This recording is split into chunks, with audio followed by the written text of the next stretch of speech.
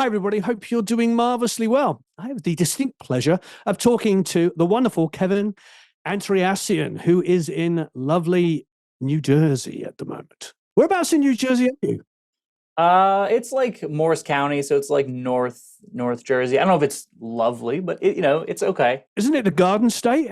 Isn't it? It is the Garden State, and up where we're at, it's like I said, there's a lot of lakes and woods and stuff. So there's a bit of that. A lot of people think in New Jersey, they immediately think of like Newark and buildings and stuff. And When I used to tour, they would always, unless we were on a big tour, you probably had the same experience. You'd go to New York and they'd park you in Jersey and you'd stay at a hotel in Jersey right, because yeah, it's so much cheaper than like so much having cheaper. 12 people stay in a hotel in New York.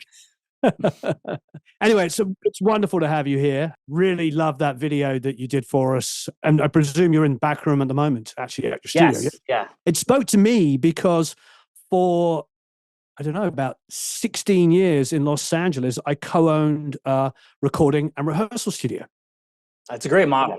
Yeah, It is a really good model because you get the bands that are rehearsing there going, oh, well, wait there, you've got a studio back there, and you get that work, but of course you bring in your own work. And I made a lot of records there, and some of the biggest records I ever made were made in my own studio there. oh yeah.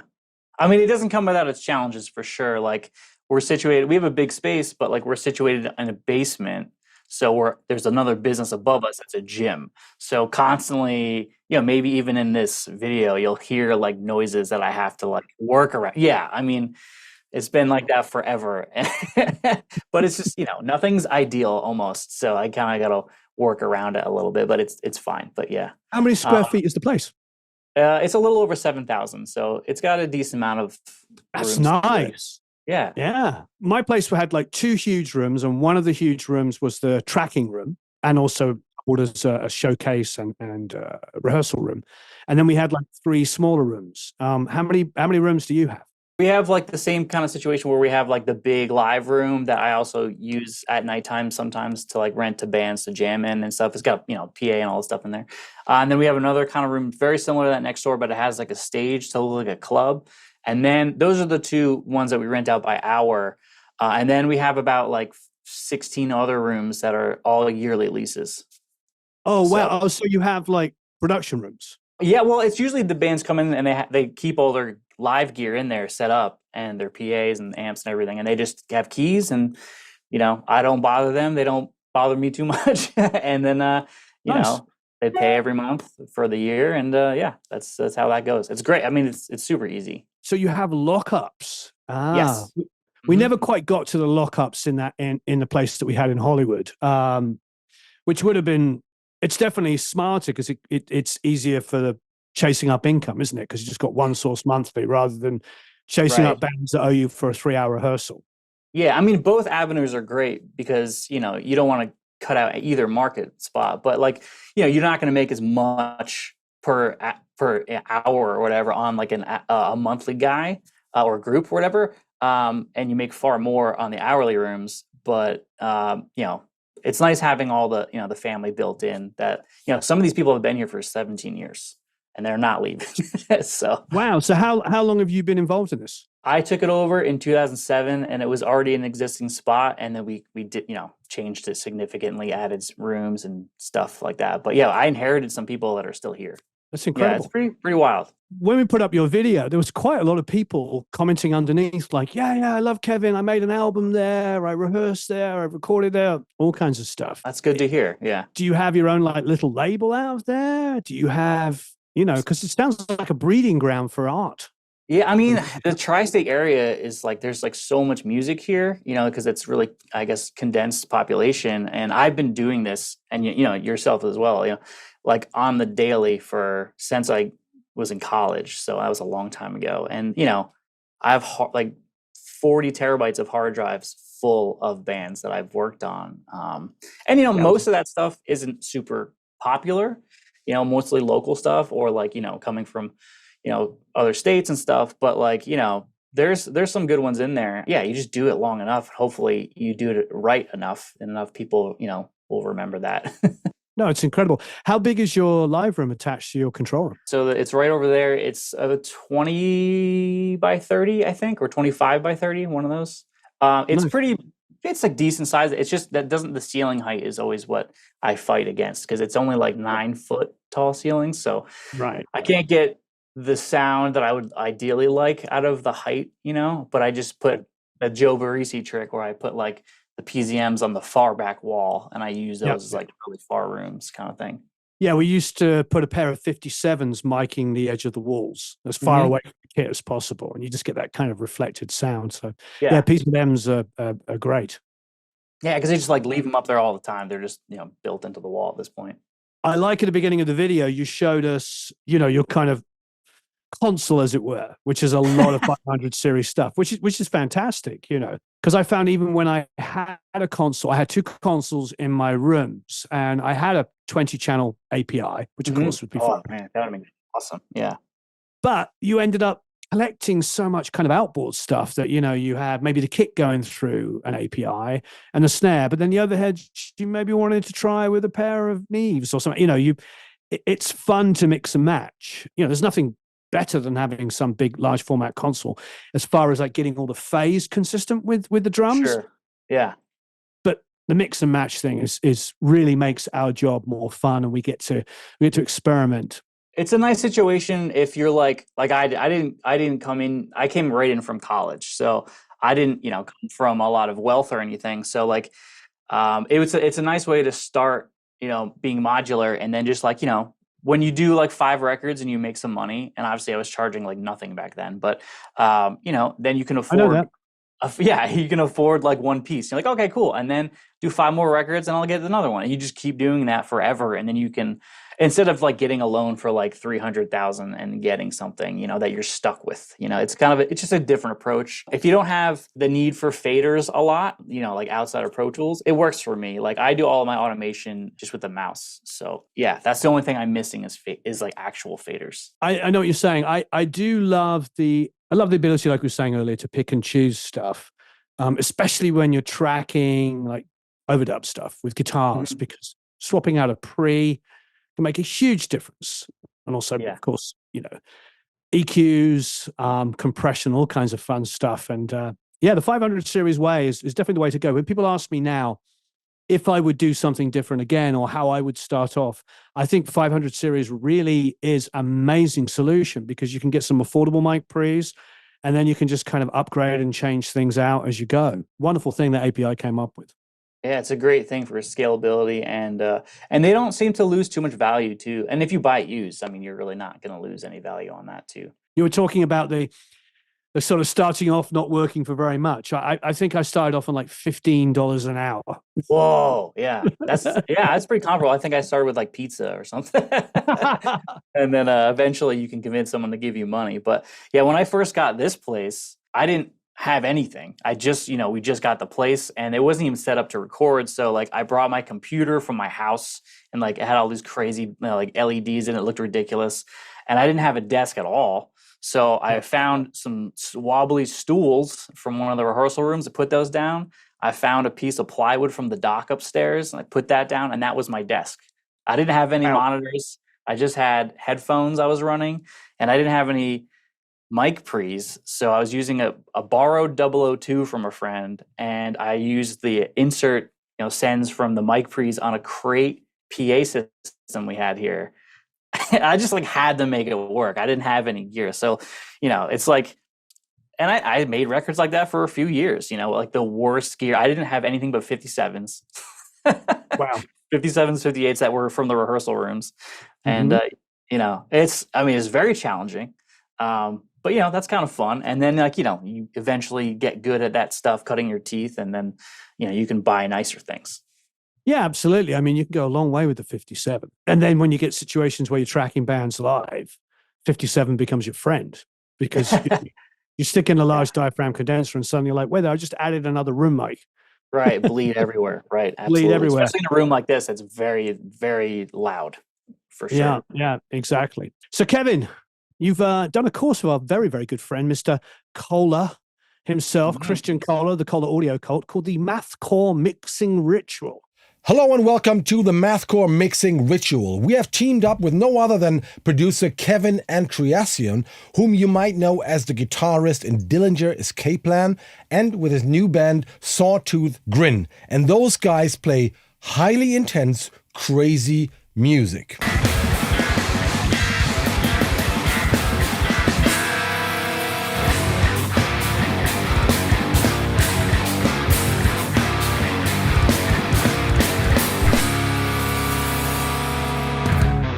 We went all the way to New Jersey to meet the band and to record a Sawtooth Grin song with them. So this course consists of both the recording and the mixing side.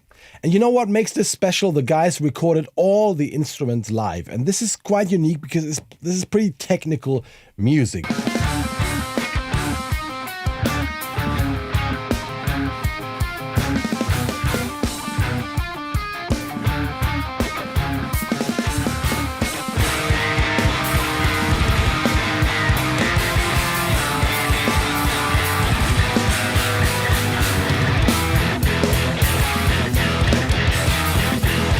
So all the guys in one room recording, and you can be a part of the recording session, the sound check. You can see them recording multiple takes, deciding which one they choose.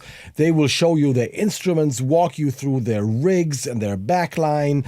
Kevin will show you all the microphone he used during the session, and he will show you all the processing on the way in. So today I was playing through, my main amp is a Friedman Small Box 50. I don't like very complicated amps, and it's a very pristine sort of high gain sound. The snare is 100% copper. It's also Mapex. It's a Black Panther series. I have it really cranked. It's jacked up like almost marching band tight. What's crazy is the fundamental of the drum is really low. It's really dark because of the copper. So I can have it jacked up really tight. So the crack, the rim shots are huge and the guys all hear me, but all my ghost notes still get through.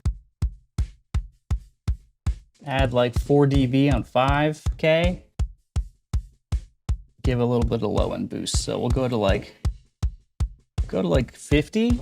And then finally, there will be another mixing chapter. Those guys are looking for a different sound, and they just have a very different approach compared to the 120% clean and overproduced way you make metal records these days. Part of my philosophy at this stage of my career, is just really trying to commit everything on the way in as best as you can with the gear that you have. They want to capture the energy of the moment with all the compromises that might introduce. But that will just capture the raw energy of the band the best way possible. Grab the tracks and show us your interpretation of this song. Start mixing now.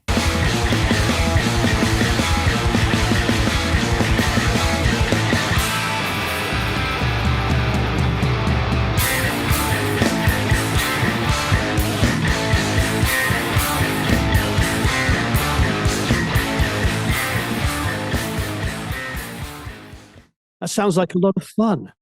Yeah, it has been. I mean, I got to record my own band, Sawtooth Grin. So obviously I'm close to the material. And it was a lot of fun. I mean, the point of that, not experiment, but like course was to showcase that, with a really well-rehearsed group, you can do things old school and kind of do things live in the room. And Right. that's okay. It still works. No, that's one of the wonderful things about it. And it's still the way I like to record, given the opportunity. You were talking about King Crimson earlier, and I had a wonderful discussion about thwack. When they first recorded that, they did it in one take because they've been rehearsing it for so long, but it was all recorded at once and then like a couple of fixes. What I heard about Fripp was like, he was never about the perfect. Never ever about the perfect, which you don't really think, because when you listen to Crimson, for instance, you feel like it must be all about getting it perfectly tight and perfect. Apparently, that is not his way at all. He goes and says that feels the best, which I thought was quite wonderful. That's amazing. I mean, he's on like another level. So his 80% is still most people's 170. So, within that margin, his, the perfect take is probably, still better than I could ever dream to play. He's definitely a student of rehearsing. I remember reading stuff that he would be like, you have to, if you want to be a master at something, You have to rehearse it or practice at the guitar like X amount of hours a day. And it's not just about practicing the hours, it's how you practice the hours, being efficient with every pick stroke and, like ergonomics and all this stuff. Because there's people that I've been hearing practice the same thing for years, and some of them don't seem to be getting better, and it's not because they're not putting in the time. They're not putting in the time correctly, maybe, Sure. No, I understand that totally. Well, David Bottrill opened up my mind to how those guys worked. And it really was exactly what you're talking about getting in a room and rehearsing and playing together and then coming in and recording performances as opposed to like layering everything and all this kind of stuff. It was like actual band performances, which is why I think those records stand up so well. In the genre you're talking about, mathcore, as it were, mm-hmm. I think a lot of that, and you can tell me I'm wrong, a lot of that is probably not done performance-wise. It's probably sort of built up from drum tracks, maybe heavily edited, and then other instruments added, edited, and then sort of put together as this sort of mathematical, equation of perfection, as it were. In the genre of metal, a modern metal, polished metal, that is certainly the case. And I've done plenty of records that the artists want to do like that, and that's totally up to them. But the more like mathcore kind of stuff, if you want to get like like genre specific, would be more influenced by punk. So like the raw and looser in a way, like I said, looser in that threshold of super tight. Feels when someone's rushing a little bit, playing ahead, which in metal and rock almost everyone does. I very rarely see anyone playing behind. It's almost on purpose. I mean, it's like it's not conscious, but like it creates a feeling of anxiety to the listener, and that's beneficial in that setting almost. Obviously playing on is best, but if you want to create a feeling of anxiety, playing ahead is the way to do that for sure. And most musicians in this do that for sure. No, that's interesting. It's cool to know. I hadn't really thought about it in those terms. But yeah, playing ahead would make sense, wouldn't it? That kind of anger, the passion, the anxiety of really pushing it like that does make a lot of sense. I mean, and that is obviously, like you said, a very punk rock kind of ethic. Right. And if you edit that out, then you lost it. You lost the idea, kind of, Right. That's interesting. So it's like punk rock with technique. Mm-hmm. Yeah, I guess like really everything's methodical, every note choice, like the other guitar player in the band, Jay, who writes the majority of the stuff, every note choice, even though to the most average person, it sounds like nonsense. Every note choice in those really dense chords, every, flat 5, every, sharp 7, whatever, everything is intended to come across a certain way. So it's not just like, oh, they're bashing on 6 strings, whatever, and making noise. It's like, no, those chord voicings are really complex and dense, and it's all intentional. I watched the course the other day, and it's pretty special. And like I said, it really speaks to me because you're in a room, playing together. You've got, I don't know, it reminds me of everything I love about music. Yeah, just getting in the band with your friend. I mean, the room with your friends is like, and just hashing it out. Like that's some of my favorite stuff to do with a group. Just like really hone in on like the small subdivisions and like, oh, I think you're doing this. Maybe we could work on that section for like an hour. And like really make that tight. And to me, that's the only way to do that. And then through that work, you can play live together. And then live shows too, like come across really well that way. The other way to do it, like where people are across countries and playing to tracks and then like coming and never actually coming together in the room. Sure. That's very difficult. I did a record like that when the drummer was from Japan and the guitar player and the drummer had never played together till we recorded, and there was a language barrier, and it was kind of a nightmare. So a lot to be said for playing together in the same room for a while. And that push and pull develops.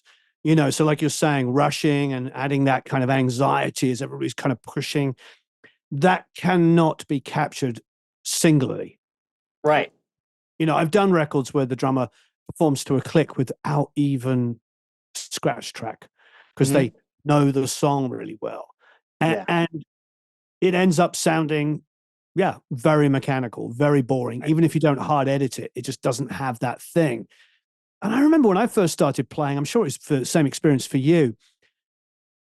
If the drummer came in early and I didn't match him, then it was my fault.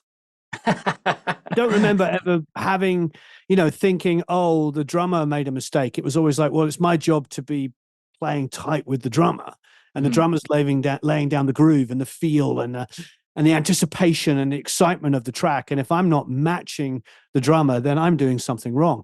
But then suddenly, we started analyzing every drummer.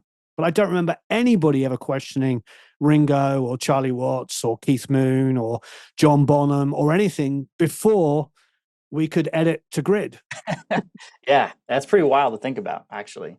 Or Ginger Baker, when he would just go to the ride in the solo. It's just like that groove. Suddenly it started to swing. Yeah, I could always share with you. I'm sure you have plenty too, but I have tons. Anybody who's worked here with me knows I have tons of stems from classic records, like tons. And one of my favorite things to do is just to pull open, especially for people who haven't heard them, their favorite art classic songs, and just solo things out and be like, listen to the timing or listen to the pitch. Things are not edited and it's classic. It's not going to get better than this.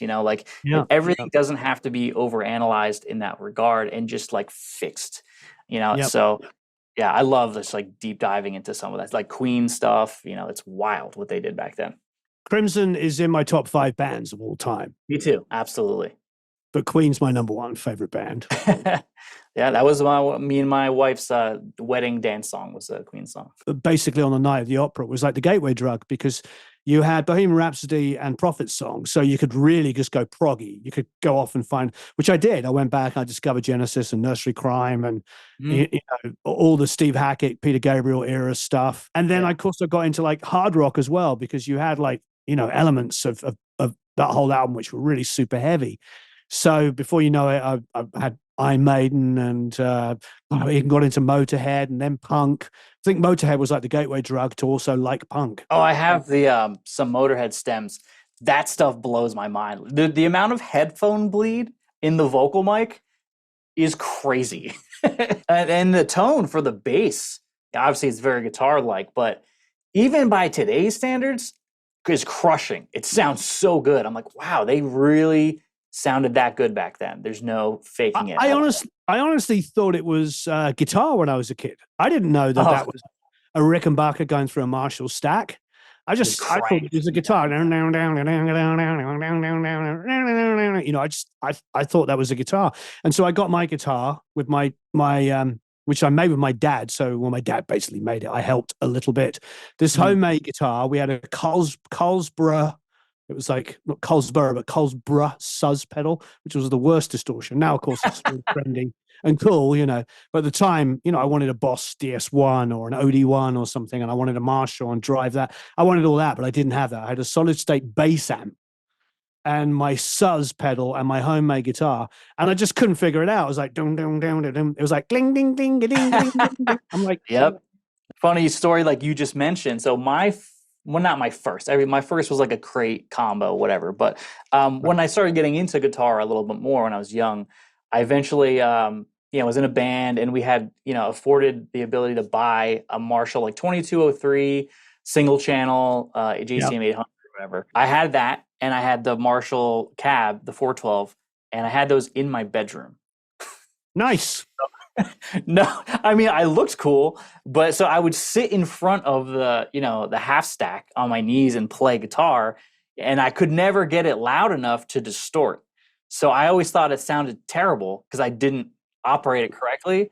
So, the one of the worst things I did was I traded that 800 for a Line 6 flex tone because I could play it with full gain on like a lower volume because I was playing in front of sitting in front of the speaker. I regret that every day. Did you like the JCM 800? Because when I was a kid, and JCM 800s were basically new in the 80s when I first started playing music, I found them really thin and weedy. And then I got older, and everybody's like, yeah, all the bands of the late 70s and early 80s weren't using brand new Marshalls. They were using early 70s, late 60s and early 70s Marshalls. So they were using the JMPs, and they were just that thicker sounding. But you didn't know as a kid. You just went out and bought a JCM 800. Yeah. So did you get the sound in your head that you wanted with your JCM 800? Well, back then, no. Like I said, I ditched it for something else. But like I've had them over the years. I have one right next to me now. I have it's all completely modded by Friedman. It's got the kitchen sink mod, so everything's on there. But every time I get rid of an 800, I regret it totally. So always keep them around if you have one. I mean, now of course you're in a situation where you probably have everything you could ever dream of, guitar amplifiers.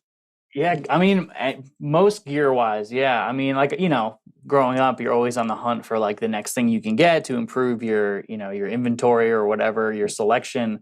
And recently I just I've stopped the search for gear. And not that there's not things I don't, want or whatever, but it's slowed down so much. And you get to a point where you can do a record effectively, efficiently with the gear you have. And then like more is just more. It doesn't really afford you much more. And in a business sense, you're not like netting a better return, So I've kind of slowed down buying gear a lot. I'm in a very privileged position too, where a lot of stuff is just given to me, from playing in bands and stuff like that. So, a lot of the guitars I have a lot of companies to thank the support that they've just like given me stuff. So I kind of like miss that when I was younger and always like, on Reverb or eBay or whatever, a gear form it was, just like looking, try to find like what it was. But eventually you realize that like the gear does play a significant portion, but like it's not to be underestimated. It's like your ear and how your critical decision making is way more important than whatever you're running it through. I haven't recorded not through a distressor with a ton of compression on a vocal in like 17 years. Just for them, I mean, I don't sing much, but like just for them, it's a huge difference in hearing it, going through that chain.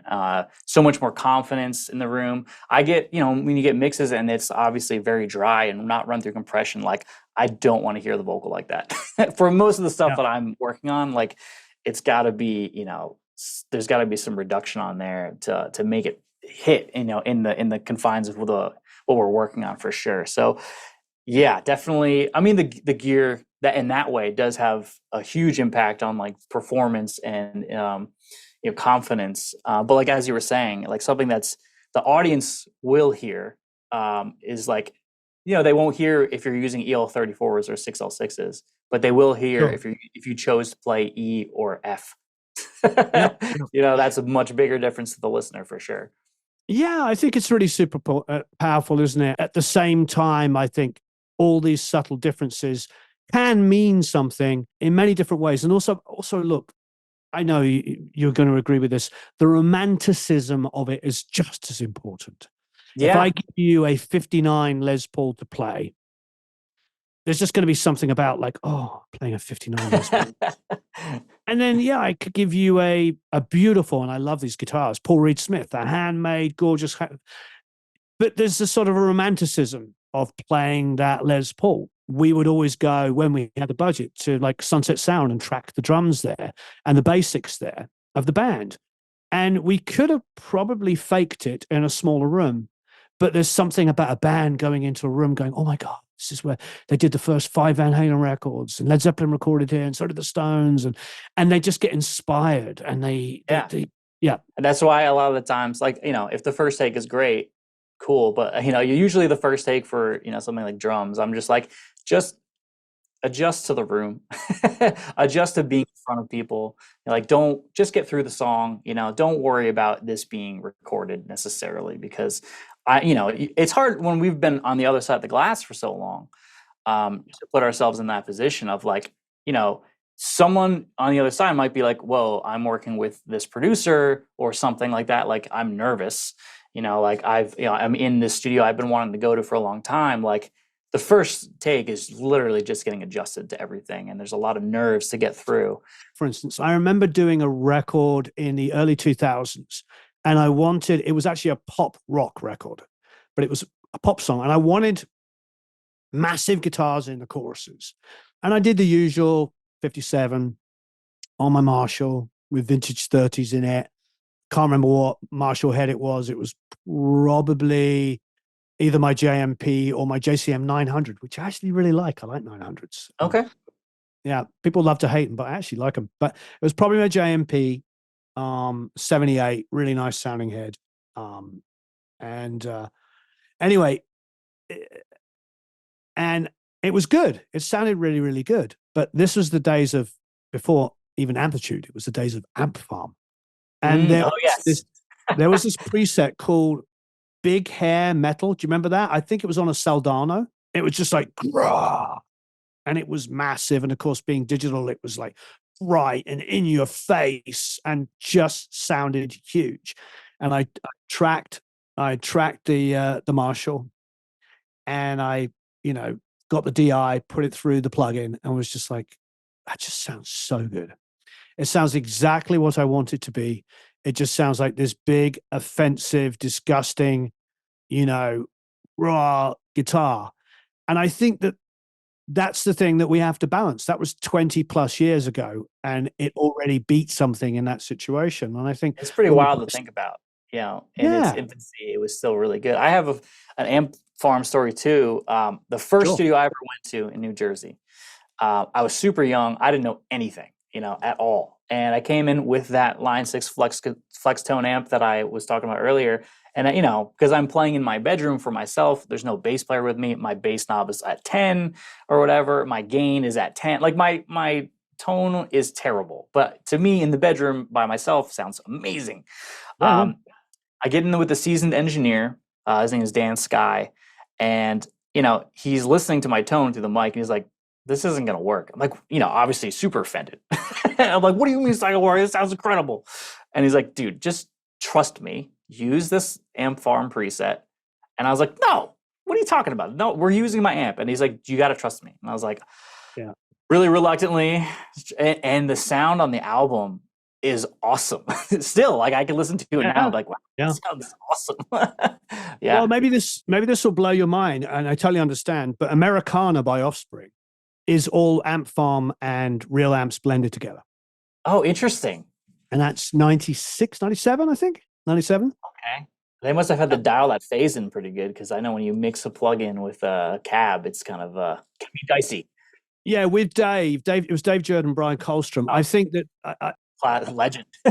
Yeah, both amazing. I don't think they used the DI from the amp tone. I think they just recorded a DI for amp farm and recorded the amp. They weren't blending it. Yeah. And so they just doubled. So they would double with amp farm and real amp tones. And I love those guitar sounds. And I remember Brian did it first. Brian Kolstrom did it first. He had Dexter, do some guitar overdubs, some rhythm parts, and Dave came in later that day or the next morning or whatever it was.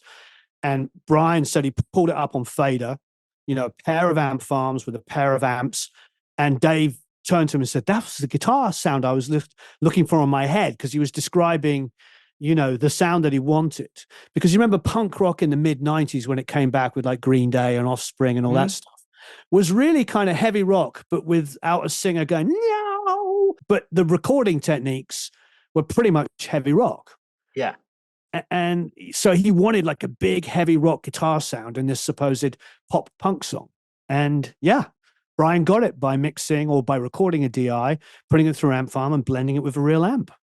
That's amazing. And that's, you just got to experiment and try wild ideas sometimes. And sometimes they really work out, and then you can get, a sound. Obviously, Dave, with all the Alice in Chains, some of the early Alice in Chains stuff, captured Jerry's signature sound, in a way that, no one probably could. Maybe even to this day, like such unique ideas on some of that stuff. So wild to hear.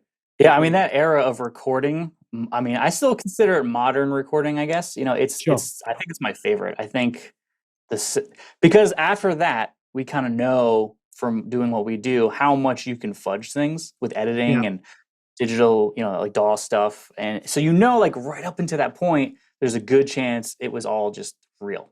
So like, I can't not listen to things and, without that filter knowing, like, oh, you hear someone today and they might be just amazing, but you don't know how much work could be put in, because I've done it myself. And then back then, that like they they were just a different caliber. Maybe they were just rehearsed really well and stuff like that. So for me, that's like the perfect era of recording stuff. I've been watching this channel forever, by the way. Like this day I've been like waiting for so long. I'm like, maybe one day you are I can get an so interview. kind. Yeah, no, I love it. So much a wealth of information and just just amazing. Thank you. So, yeah, the only way to know what's like valid information or helpful information is just to kind of, I think, go through it all and record and record and record and mix and mix and mix and find out all the mistakes yourself. Because when we were doing stuff, I mean, there's no tutorials for anything. Like the first thing I recorded on was a digital 8-track, a Boss BR8 or something. And Right. I didn't know what compression was. I would just rotate the preset dial until it sounded better. I'm like, oh, I think I like compression. It sounds better than the other preset. And then you just try things, and some things don't work. And the next record, you don't do that, and you continue to do the things that did sound better. And then you understand. Then the only way to get better is just experience, and that's what I try to teach, because I teach at William Patterson University over in Jersey. So like, I work with a lot of up and coming young students, and it's hard to just convey to them that there's no shortcut. You just have to work and work and work. It's better to have fallen flat on your face and make a mistake. And at least for me, that's the way I learned, That's the way I learn everything. Like, everything regarding this industry. I mean, financial stuff. The only way to learn is to screw up and experience that failure, and then take that forward. And that's like, that's the only way my brain knows how to, get better at things, for sure. This has been a blast. Thank you ever so much. And I apologize for talking so much, but you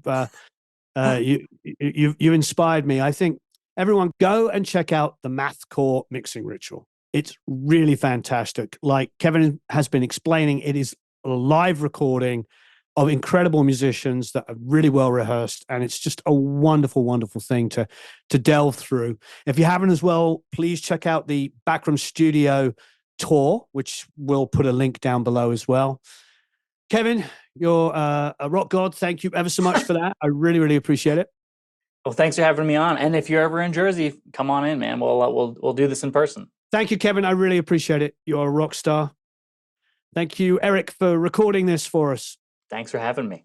All right. Thanks, everyone. So long, farewell, auf Wiedersehen, au revoir, adios, ciao, goodbye.